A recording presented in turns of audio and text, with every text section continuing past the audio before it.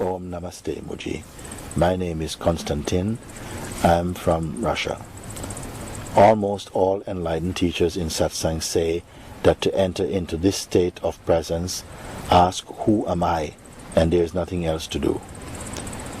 I can do it, but when I let go of the vigilance for that, mind backs over me and pulls my attention to the outside. So my question is, should I do sadhana, concentration, asana, pranayama, meditation, and other yoga as additional practice to make a dive that deeper? With love to you and your team, Konstantin.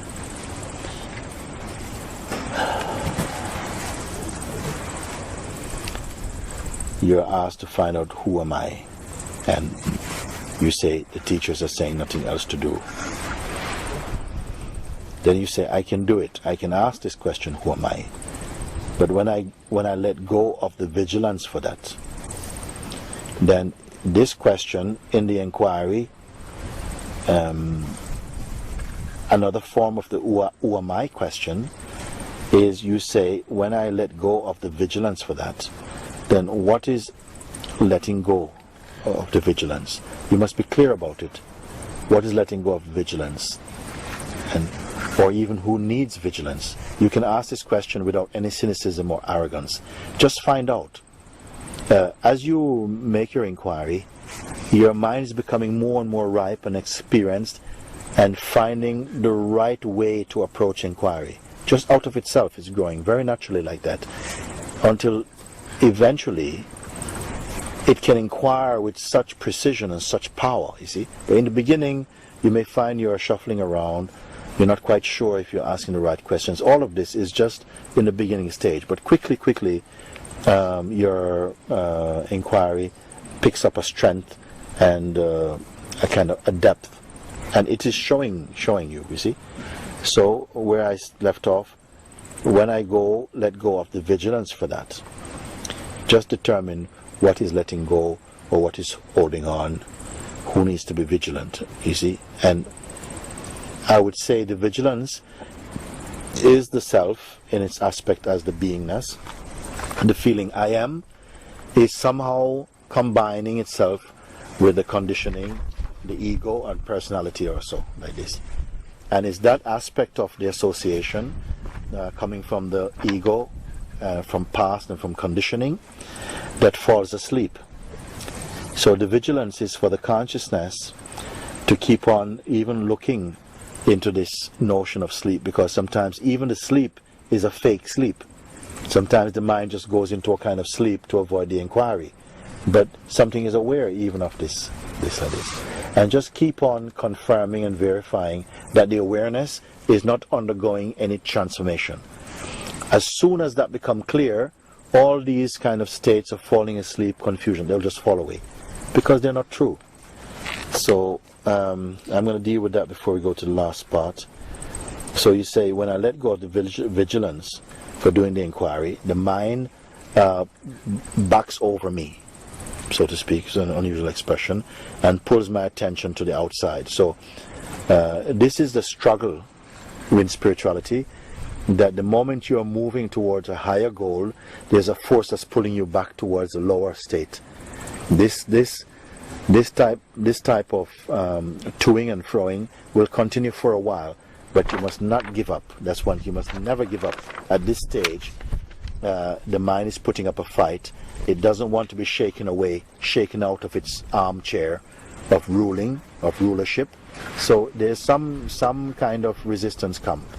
But gradually, with you staying put and you seeing that, but all of these things are only movements in consciousness and they pass, with looking at all of, becoming clear of all this, the mind actually is growing tired. It's going to fade. If it doesn't get the food it usually gets, which is your identification, your belief, and your interest towards the mind, if it doesn't get that, initially it will rebel, but after that it will get exhausted.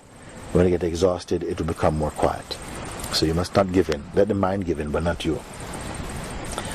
Then you say, so my question is, should I do sadhana in the form of concentration, asana, pranayama, meditation, or other yogas. No, go back to the point I just mentioned and look at this thing which wants to.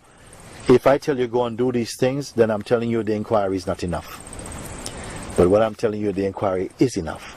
And if you are exercising, employing the inquiry, you can leave all of this alone. Forget about all of those things.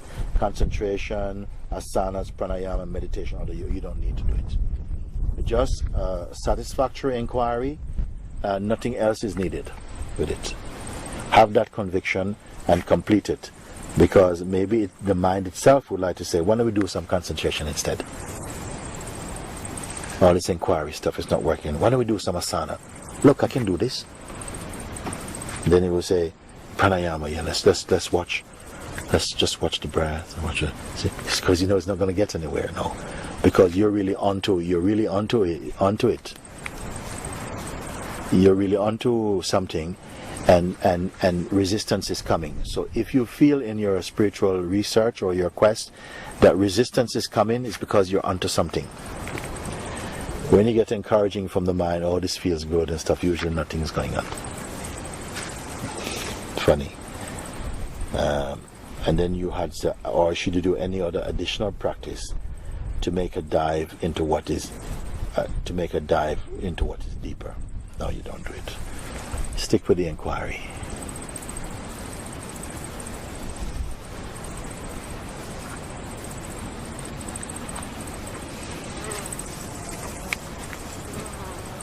And then you already start in the beginning. Almost all teachers, all enlightened teachers in satsangs say that to enter into this state of presence, you see.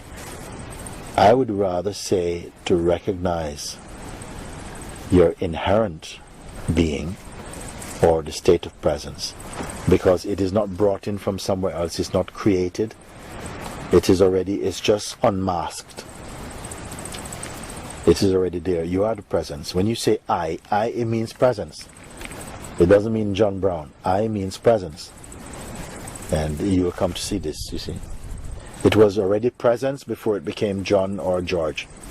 It was already presence. And when it became George, it was still presence, pretending to be George.